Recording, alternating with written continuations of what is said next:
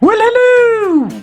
Oh, wow, that was very Mrs. Doubtfire, sorry. Anyway, welcome back to another Apex Legends video. Now, way back in October, I did a tips and tricks video, and I doubt it really helped anybody, but it was fun to make. So here we are with another updated tips and tricks video for Season 4, and actually nearing mid-season.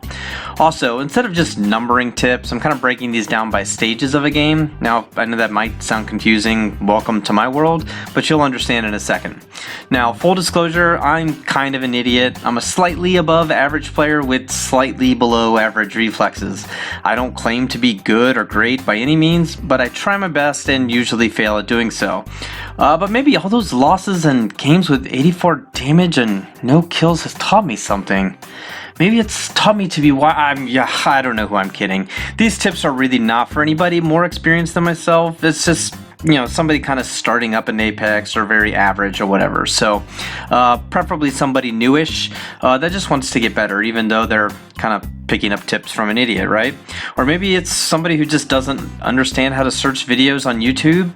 In that case, welcome all grandmas and grandpas. Now let's just jump into this. I have 4 stages of a game. There's pre-game, early game, mid-game, and end-game. So let's just start pre-game, right? Alright, pre-game is what you're going to need to know before randomly picking a legend and dropping straight into lava. Go to the firing range first. I mean, that's assuming you've been through the tutorial, of course.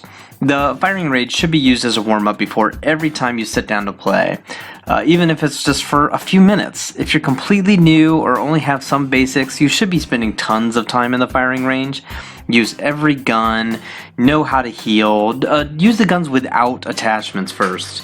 Learn the recoils, learn the distance, scopes, reloading, switching guns, switching grenades, things like that.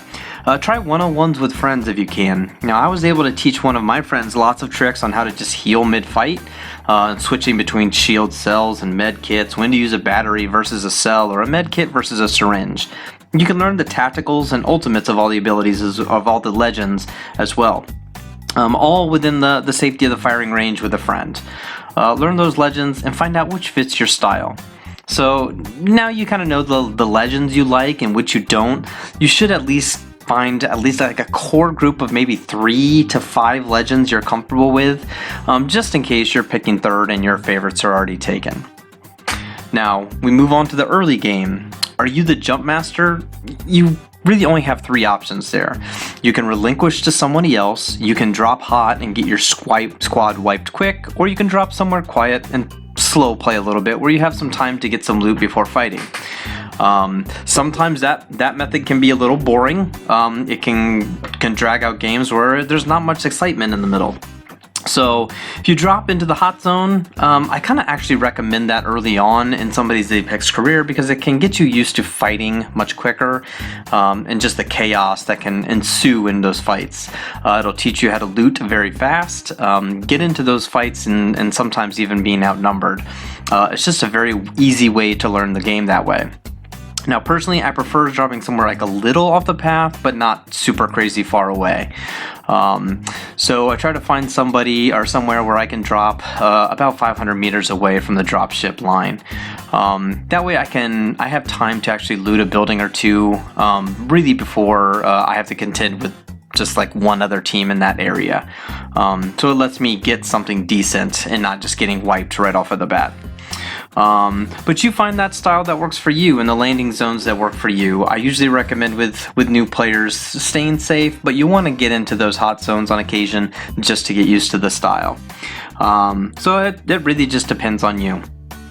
Now, when you're dropping, you do want to stay close to your team, but not too close. So be sure to break away at the end of the drop. Don't go into the same door or even preferably the same building as your teammates. It definitely slows down looting and spreads out the loot where not everybody in your team is going to get great stuff. You want to kind of be 1 to 2 buildings away at all times, especially when you land. Not on the other side of the map and not on the other side of the city. 1 to 2 buildings away. Now, all that gun practice from the firing range comes in super handy early game. You might be picking up guns that you're not crazy used to, and that's okay. You should be comfortable enough with them that you can defeat somebody who is still in that looting panic like you. And when looting like crazy, know what you're picking up. You shouldn't be so picky that you're 2 minutes into a game and you still don't have a gun. But you shouldn't be such a loot goblin that your entire backpack is filled with ammo and extended mags and bolts that you probably will never use. If you know that you're not going to touch a shotgun or a sniper or an energy gun, then just don't pick up that ammo. It definitely slows down your sorting and looting later on. Kind of ping those, level 3 sniper mags that you're not going to use so your team can call dibs. And don't take up the room in your backpack that you later have to sort. And learn how to shield swap. A lot of people don't do this, and I know I'm not in a great habit of it. A lot of times off the rip, you're going to grab a level 1 body shield, then you're going to battle it out, and your shield is gone.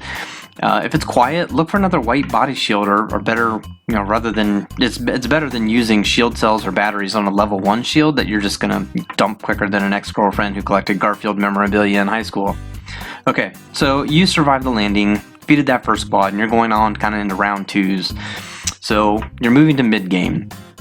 Mid-game is all about rotations. Do your best to try to keep up with your team, play the ring. If you have a Pathfinder, you should be hitting survey beacons along the way to give your team a placement advantage for the next ring. If you don't, then when the ring finishes closing in, you should quickly check the map and see where the next ring is going to be. You should also be speeding up your looting. At the beginning, you want to be able to search a whole area that you land in, maybe even one whole other area. But kind of moving into round 2 and beyond, you should only be quickly grabbing loot from the death boxes of the corpses in your wake, really, not continuously running through buildings searching for loot. And learn how to prioritize loot. When going through death boxes, grab the ammo and the heals first. You can't win a gunfight if you don't have heals and you don't have ammo. Ping what you need, or grab what you need. The guns and ammo are at the top of death boxes. Heals are all the way at the bottom. So that's my method, is I quickly grab ammo and I scroll all the way down the death box to grab those. If you're in a death box for more than about 5-6 seconds, you've pretty much been there too long and you're about to be sniped in the skull. While rotating with your team, you should always kind of be hand-holding a little bit. You should never be more than 10 seconds away from your teammates. If you're really more than 10 seconds away, well, you're pretty much already dead, so just quit and restart the game. If your teammates are moving, then basically you should be moving. That's the best way to think of it. If you get stuck behind in a storm and then aped by a squad coming up to you because you couldn't keep up, then that's really on you. Every legend has the same running speed, so even if you play like Thick Boy Caustics or Gibraltars, you can keep up. And then finally, learn how to gatekeep. World's Edge is full of bottlenecks and choke points. When the rings are coming in, a great strategy is to kind of gatekeep those areas, especially if storms are forcing teams that way to you. Just light them up as they come like the second right in front of you. If they're coming out of the storm, then they're probably already kind of low on health. So it's a great time to teach them a lesson and tick them off for you being so campy. But it's a solid strategy, so don't feel guilty about it. Especially if you know teams are coming up behind you. Alright, so you've survived all that mid-game, now you're kind of pushing into the final rings. It's time for that end-game. Don't give up prime positioning to chase kills. That's my biggest piece of advice for all of this. If you take away anything from this, don't give up prime positioning to chase kills. I have lost more games than I care to remember, or at least admit, from a random teammate pushing somebody who they might have shot once or twice and they think they're one shot, so they give up their positioning and they go chase this person only to get focus fired by that whole squad and then get downed instantly. And then of course, it's my fault.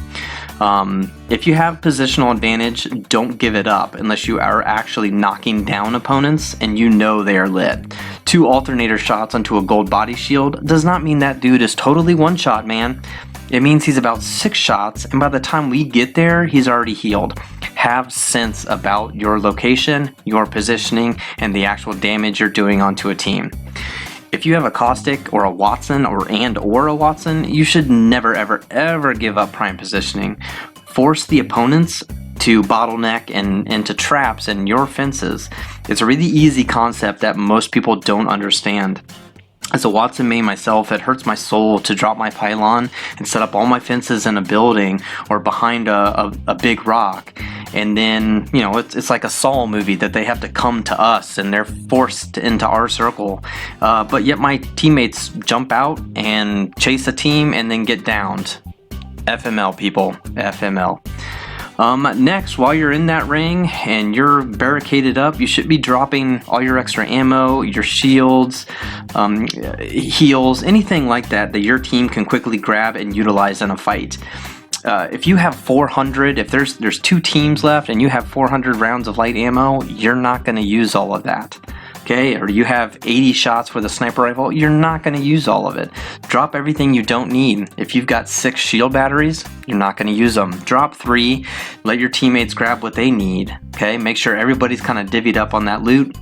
It helps everybody. And if you can and you're communicating, do your best to focus fire an opponent that you've lit up. Alright, so if you've broken somebody's shield and you know, hey, I just broke Pathfinder's shield on the opponent's team, you need to tell your teammates that everybody needs to focus that Pathfinder. Okay, give yourself a 3 versus 2 advantage or a 3 versus 1 advantage instead of leaving your teammates and pushing a full squad by yourself and costing that game for your team. Okay, Legends, if you do all this, you might just survive World's Edge. I mean, well, probably not. The odds are really against you. Sorry. Alright, later.